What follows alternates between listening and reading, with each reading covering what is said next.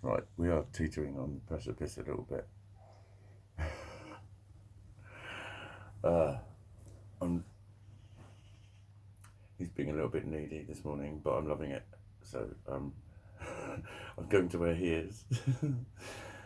uh, right, I did a litter pick last night, and it was quite weird that it wasn't really the beach was like really tidy, and hang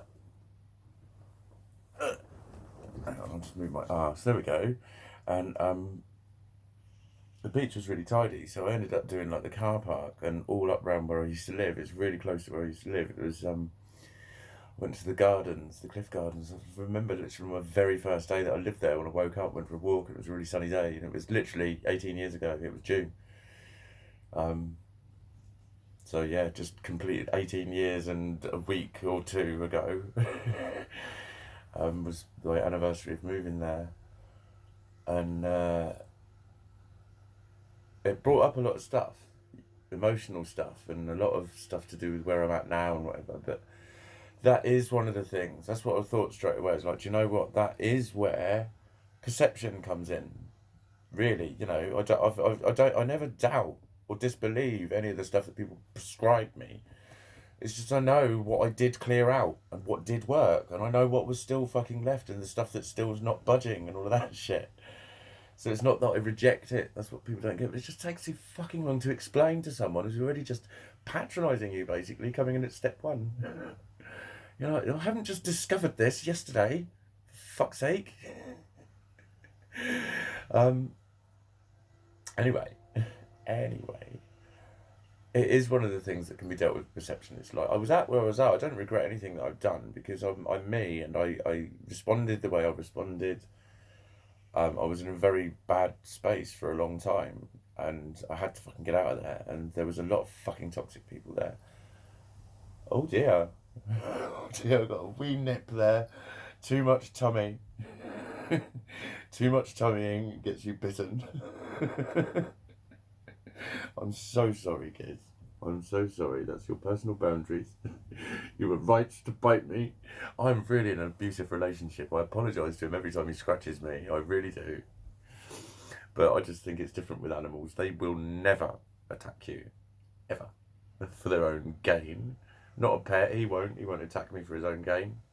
He'll scrounge. Sometimes he'll just pretend he can walk up and take stuff while I'm eating it. But he'll never go for me, not viciously. So if you make a cat go for you, it's your fault, usually. Um, but they're not dominant, is what I mean. They're not abusive with it. He's defensive. He is, anyway. He's only ever defensive if he attacks. It's only when he's threatened, isn't it? Yeah. And that paw just melts my heart because it's his comfort. He does it to his own tail in the lack of anything else. But when I'm near, it's something of me. At least one of his paws has got to be on me. Um, like that one, for instance, would stretch right out and it'd get me here eventually. Wouldn't it? He just wants the paws. Yes. Um, so he gets them. Hello. So I can make him wave. But yeah, don't wobble on too much, Mikey. How long am I on? Oh, 3.5. No, 350. So yeah, blah, blah, blah. I met I met quite a few people and they were all lovely. There was none of the stuff that I'd had even recently, with the, oh, don't call it a label. But I stopped using a label and like and that's what I'm going to do. Literally, I think we all should do that from now on. I just said, because a lot of people would say, why'd you do it? So I'm just fucking mad, mate, basically, is the quick way of saying it. And that's what I said to the first dude. I'm just mad. As if you just say that I'm mad, it's way, way easier to describe. And I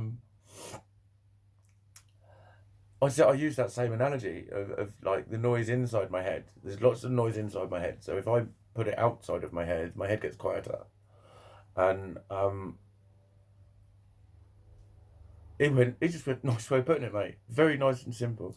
And his missus, she barely said a word, but she was full of, her eyes communicated virtually everything because she was tucking into her pizza and she didn't stop.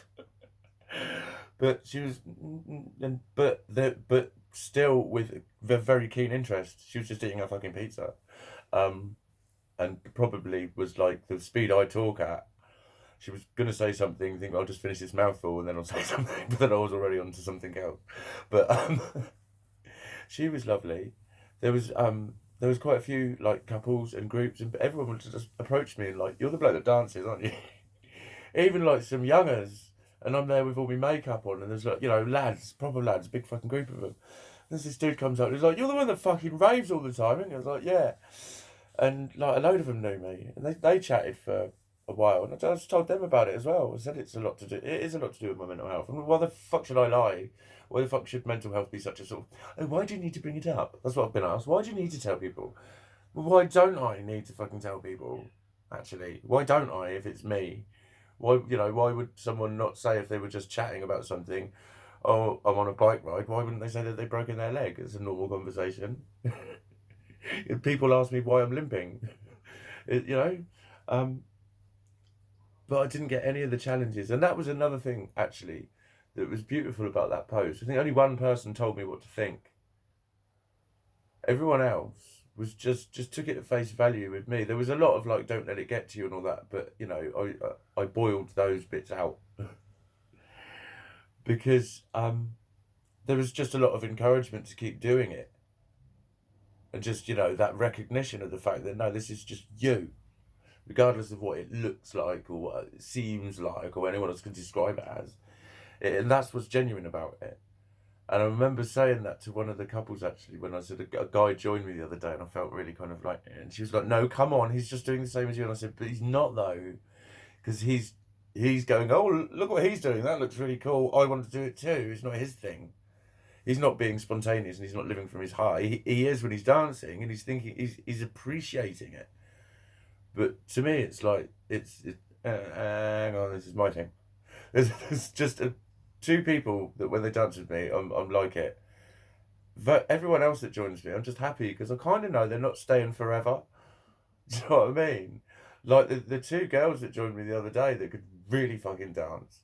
They could fucking dance.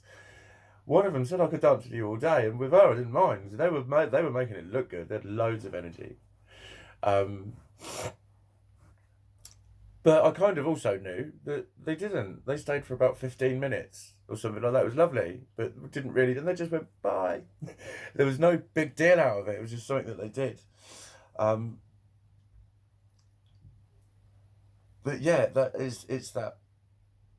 There was a lot of, probably, like I say, sympathy rather than empathy. And I mean that, you know, not in a mollycoddling way, but why can't people show a bit of compassion for the fact that you're hurting? That's not actually empathy, that's actually sympathy, really. And that's what people fucking need. That's, you know, empathic fucking listening and all of those. They're for counsellors, that sort of shit. That's for counsellors, man. That's for psychologists. That's for psychiatrists, all of that sort of stuff. You know, mates need, like, mate, that sucks. And I got a lot of that. That's what was fucking beautiful about it. That's what was fucking beautiful about it. And last night, yeah, it brought up a lot of emotions, but it's true that stuff with all of the Boscombe thing, I'm just going to retire there. I decided that yesterday. So I don't need to regret anything. Oh, I was just going to do that. I fucking love it when he does that. When he falls asleep. It's almost like he's gone, fuck, I need to sleep.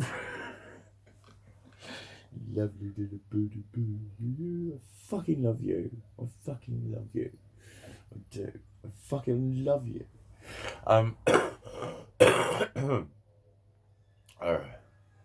Yeah. So there's a kind of a positive air about it. I'm supposed to be going today to meet my mate. We arranged it the other day, but I know what things are like. People forget, or they think, "Oh shit, I was doing that," and it's like if you make one of those arrangements and then you don't keep on about it, and then so he said he was going to ring me this morning.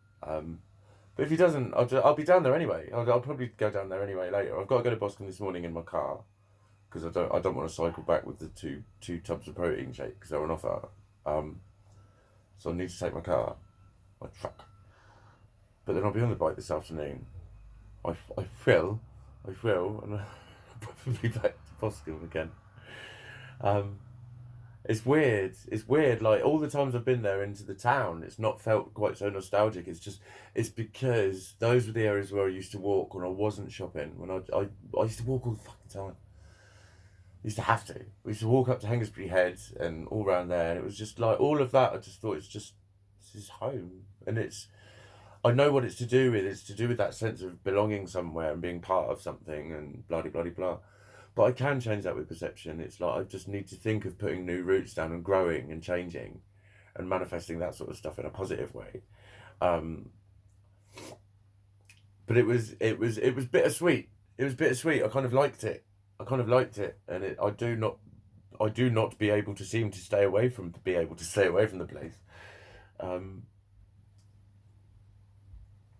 drugs, using drugs as an escape.